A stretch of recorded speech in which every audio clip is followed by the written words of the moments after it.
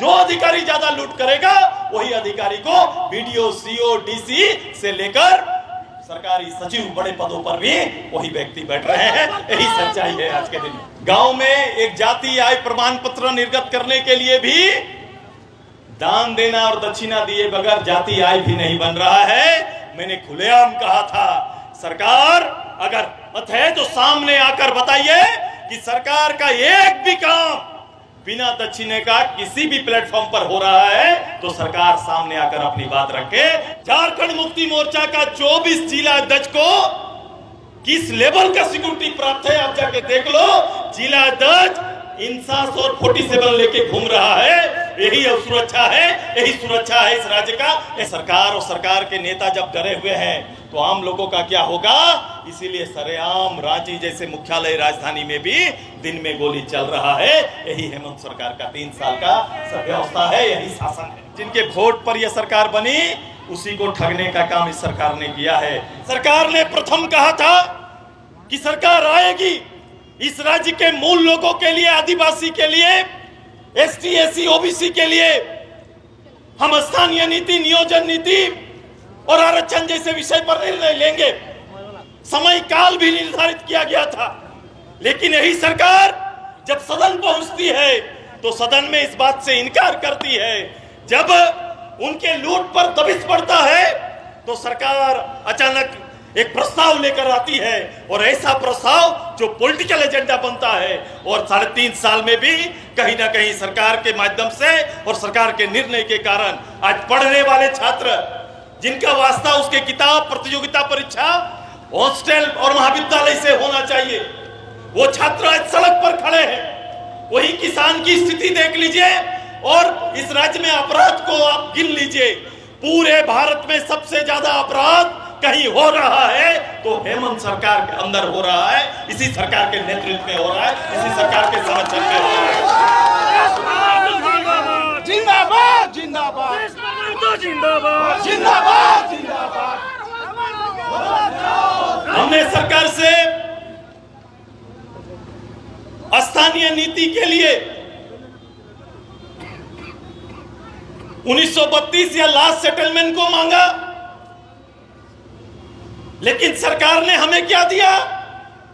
सरकार ने 2023 देने का काम किया है। सरकार ने 2023 का नीति देने का काम किया है। और आज भी मंच पर खड़ा होकर ये कैसा नेता, कैसा नेतृत्व खड़ा होकर खुलेआम लोगों के बीच में झूठ बोले जा रहा है। अब समय आ गया, आर की पार की लड़ाई का समय आ गया है। अब आपको तय करना पड़ेगा, राज्य की जनता को तय करना पड़ेगा। ऐसे मठाधीश, ऐसे अगर राजनेता अगर राज्य की गद्दी पर रहेंगे तो रोज राज्य का नुकसान होगा। और आप देख रहे हैं जिस सरकारी संसाधन को बचाने की बात झारखंड मुक्ति मोर्चा करते रहा है, आज वही के नेतृत्व में सरकारी संरक्षण में सबसे ज्यादा लूट इस प्रदेश में हो रहा है और सरकारी संसाधन का हानि हो रहा है। गांव में एक जाति आय प्रमाण पत्र निर्गत करने के लिए भी दान देना और दक्षिणा दिए बगैर जाति आय भी नहीं बन रहा है। मैंने खुलेआम कहा था, सरकार अगर मत है तो सामने आकर बताइए कि सरकार का एक भी काम बिना दक्षिणे का किसी भी प्लेटफॉर्म पर हो रहा है तो सरकार सामने आकर अपनी बात रखे कि ऐसा हो रहा है। पूरे राज्य में यह अराजकता है और जिस राज्य में ऐसी व्यवस्था कायम रहेगी, जिस राज्य का हालत ऐसा रहेगा, वो निश्चित रूप से उस राज्य का भविष्य क्या होगा और उसकी कल्पनाएं कहां तक जाएगी, ये बड़ा चिंतनीय विषय है। ये राज्य के लिए एक अराजकता का विषय, लॉ एंड ऑर्डर का विषय, अनिश्चितता का विषय, यहाँ का आज और कल दोनों अंधकारमय है। इसीलिए हमारी पार्टी ने तय किया कि इस वर्ष हम लोग आंदोलन का वर्ष तय करते हुए लोगों और जनता के बीच जाकर हम लोग अपनी बात को मुखर रूप से रखने का, जनता की गोलबंदी करने का और अपनी बात को फिर से मुख्यालय तक पहुंचाने की बड़ी तैयारी के साथ 24 जिला में आज हमारा कार्यक्रम चल रहा है। और उसी कार्यक्रम के तहत आज रांची में भी आज आके ये केवल सांकेतिक कार्यक्रम है, ये जानकारी दे रहे हैं। अगला इसी माह के अंत में पूरा प्रदेश भर का लोग रांची पहुंचेगा और सामाजिक न्याय मार्च करेंगे, यही तैयारी हमारी।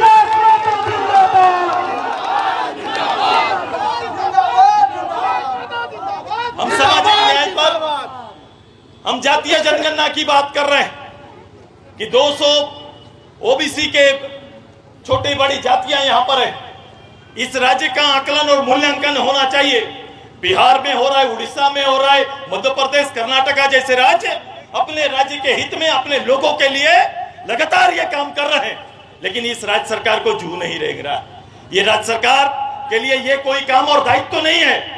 ये सरकार केवल झूठ बोलना जानती है। इसीलिए मैंने कहा है सरकार का कैरेक्टर, चरित्र केवल झूठ और लूट का चरित्र है। यही हेमंत सोरेन सरकार का 3.5 साल का उपलब्धि है और यही उपलब्धि लेकर सरकार आगे आ रही है और सरकार राजनीति कर रही है।